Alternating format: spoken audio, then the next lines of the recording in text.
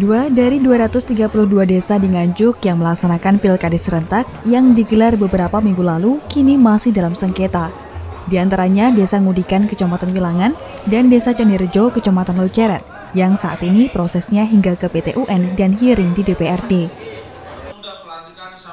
Dalam hearing Komisi A DPRD Nganjuk, perwakilan calon yang merasa dirugikan Desa Ngudikan menyatakan protes kepada panitia karena saat pelaksanaan ada 1.630 surat suara yang tidak sah. Hal ini terjadi karena panitia dianggap kurang memberikan surat suara dalam kondisi terlipat tapi tidak terbuka. Sehingga pemilih mencoblos di surat suara berlubang simetris dan itu dianggap tidak sah oleh panitia. Padahal secara aturan itu dianggap sah karena tidak mengenai gambar calon lain. Haryono, kuasa hukum dari pemohon hearing, meminta surat suara yang tercoblos simetris itu untuk dihitung ulang. Jika tidak, pihaknya mengancam akan melaporkan dugaan tindak pidana ke Polres Nganjuk. Pencoblosan surat suara yang simetris itu pun dianggap tidak sah sama panitia.